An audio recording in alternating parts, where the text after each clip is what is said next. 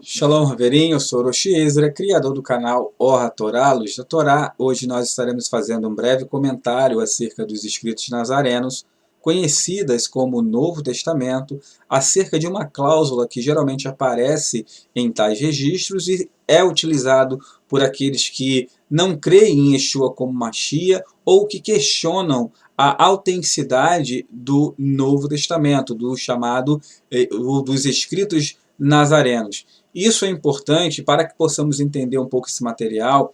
Eu gostaria de trazer aqui como um background uma característica do messianismo no Brasil. Quando eu digo messianismo, eu quero incluir aqui tanto o movimento messiânico, quanto também parte do movimento Netzarim, da qual eu faço parte.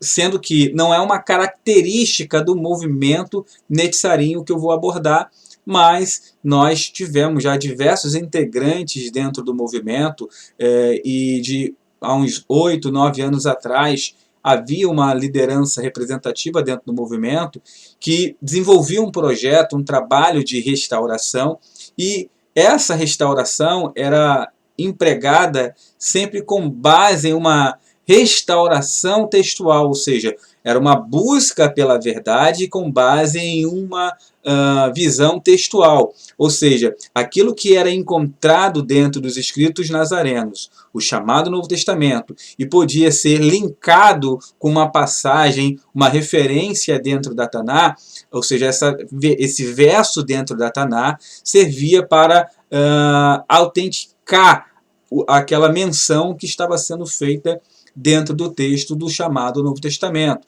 Então, tudo aquilo que estava escrito poderia então ser validado. Se não estava escrito, não era validado. E o que aconteceu? Os antimissionários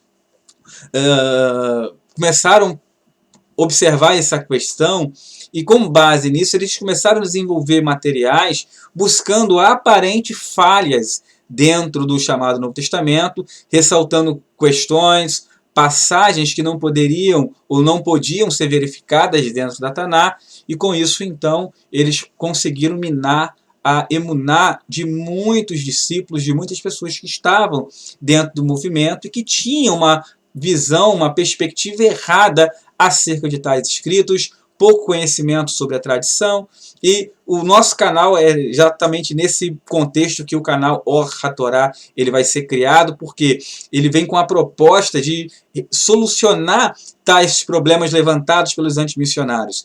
O nosso canal já trabalha basicamente há 4 anos e nós temos buscado dar respostas a todas as questões que geralmente chegam a nós, né, dentro de nossas limitações. Então, é dentro desse contexto que surge o Orra Torá, e muitas lideranças, inclusive dentro do movimento nazareno, desenvolveram materiais assim, buscando essa restauração textual. Até uma das características que havia também dentro do movimento, não que o movimento, isso é importante ressaltar, não que o movimento Netzarim tenha essa característica, mas pessoas desviavam-se da tradição original e empregavam então e realizavam trabalhos, desenvolviam projetos que tinham essa característica, materiais que ensinavam contra a tradição, materiais que ensinavam contra os ramim, contra os sábios da nossa tradição judaica.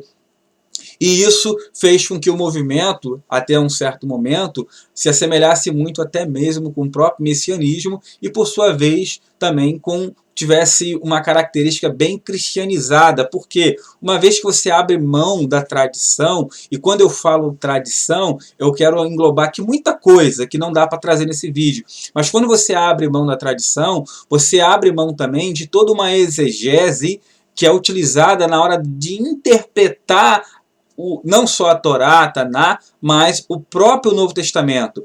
Quando você abre mão da tradição judaica, você fica suscetível à própria tradição cristã no que se refere à interpretação do texto. Então, essa era uma característica, é uma característica do messianismo e é uma característica do movimento messiânico no Brasil, pregar contra Rabbanut, pregar contra os Rahamim, pregar contra Talmud, e nós temos aí muitos exemplos aí no nosso país acerca disso. Um exemplo que não funcionou, por quê? Porque muitas comunidades desviaram, muitos que tinham esse entendimento desviaram-se, afastaram-se e hoje não se encontram nem em comunidade judaica, messiânica, nazarena e nem dentro, muito menos dentro de uma ortodoxia. Então, é dentro desse contexto. E o texto que eu gostaria de abordar com vocês é basicamente dois textos. Eu não quero me apegar ao texto, mas sim ao método. E é importante que você compartilhe esse material dentro de grupos de redes sociais, WhatsApp, Facebook. Eu já peço para que você venha se inscrever no nosso canal também.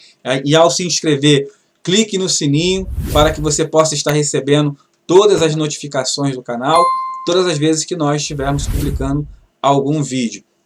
Então, o material que eu gostaria de compartilhar com você é o material que se encontra, o primeiro versículo se encontra na Bessorá, no Evangelho de Lucas, o capítulo 24, verso 44, que diz assim: a seguir, Yeshua lhes disse: são estas as palavras que eu vos falei, estando ainda convosco. Importava se cumprisse tudo que de mim está escrito na lei de Moisés, nos profetas e nos salmos.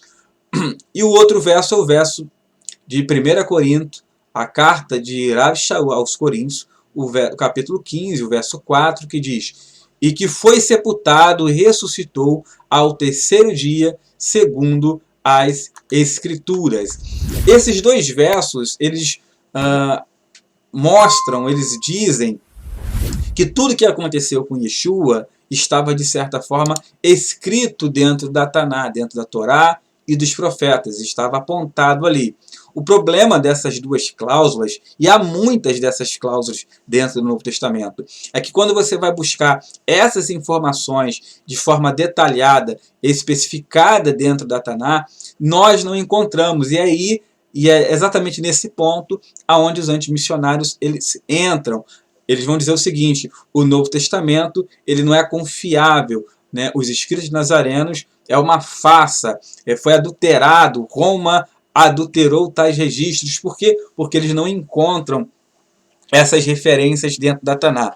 E eu gostaria de trazer uma informação, é uma única informação, irmãos, mas é uma informação valiosíssima. Na verdade, essa informação ela faz parte até de um projeto nosso, de um trabalho de exegese judaica que nós estaremos, dentro de pouco tempo, liberando esse material no canal Or HaTorá. Por isso que eu peço a você que se inscreva no canal, para que quando isso acontecer, você venha ter acesso a este conteúdo. Veja bem,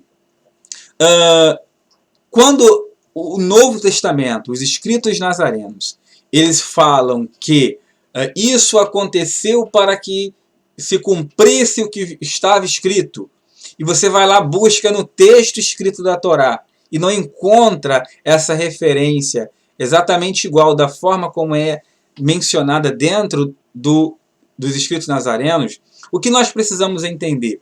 Existe dentro da exegese judaica métodos diversos de interpretação. São vários os métodos de interpretação, de interpretações, são vários os midrashim, são vários os princípios. Princípios nós temos 7, só de Hillel temos 7, da casa de Shammai, da Yeshiva de Shammai, nós temos 13 princípios que poderiam ser aplicados, que nós chamamos de método de derivação. E esses princípios, eles são úteis para derivarmos diversos conceitos dentro da Torá. Então, quando nós falamos, o texto fala, isso aconteceu para que se cumprisse o que estava escrito, aquilo que estava escrito, o que nós temos que entender, nem sempre quando o texto menciona algo que estava escrito, isso que está escrito não está escrito exatamente da forma como você entende que está escrito. Dentro do judaísmo, dentro da tradição interpretativa judaica, existe mais de uma forma de se escrever algo e de fazer também uma leitura. Então, às vezes, esse algo está escrito, mas de uma forma que somente o Yehudim, o judeu, irá conseguir ler. Por quê? Porque essa leitura será feita dentro de um critério, dentro de um padrão. Por exemplo, nós temos diversos tipos de midrashim, e dentro desses midrashim existem princípios que regem traz midrashes, ou midrashut, né? Midrash significa uma busca, uma inquirição. Então, vou dar um exemplo para os irmãos e os seguidores do canal.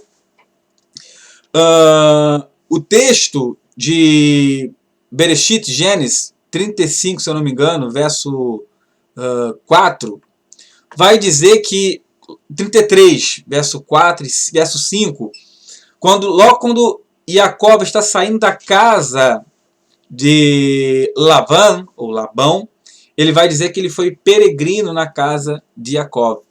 O judaísmo ensina que Jacó observou todos os 613 mandamentos na casa de Labão, de Lavã. Ou seja, o judaísmo ensina isso.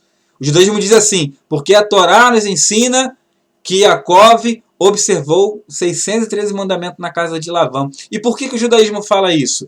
Porque Lavã era um ímpio e era um feiticeiro dentro da tradição.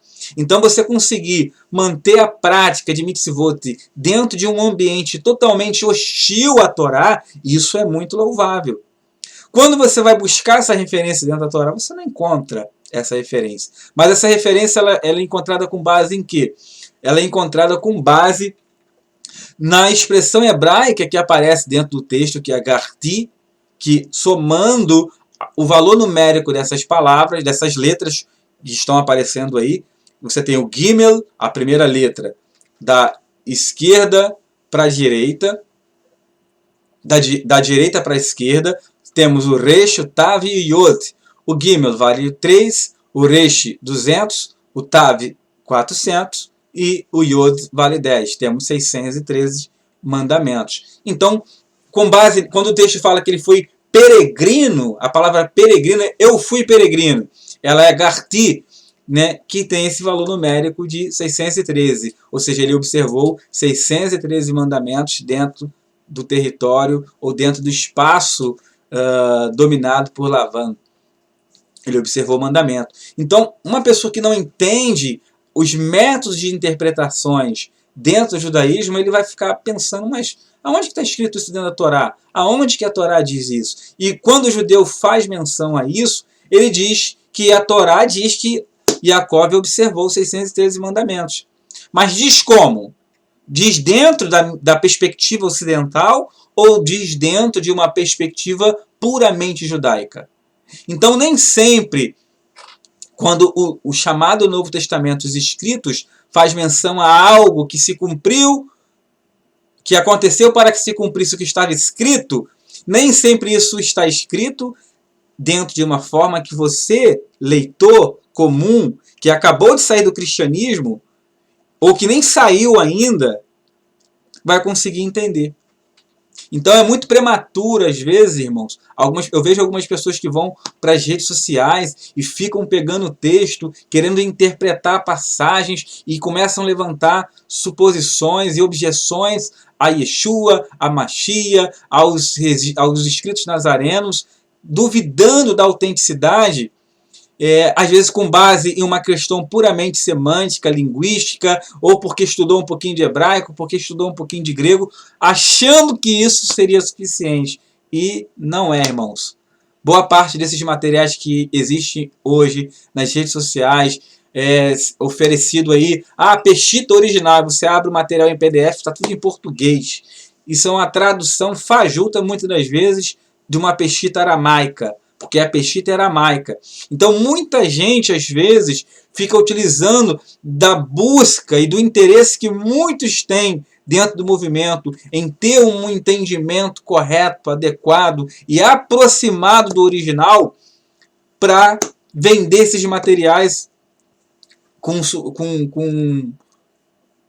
proposta de ser um material que traz uma versão original. E isso, academicamente falando, não existe. Então não caia nesse engodo. Você só vai entender as escrituras dentro de uma perspectiva correta e adequada quando você mudar a sua mente, passar a ter uma mente judaica, quando você começar a viver como um judeu vivia, comer como um judeu comia, você entender o comportamento judaico. Não adianta você achar que estudando dentro de uma academia cristã o hebraico, ou nas redes sociais com um e outro, um pouquinho de hebraico e grego e outro, você vai ter esse entendimento, porque a coisa não funciona assim. Então espero que esse material venha ser útil para a sua vida. Não abandone Mashiach, não deixe Yeshua quando em algum momento você for confrontado com uma situação, uma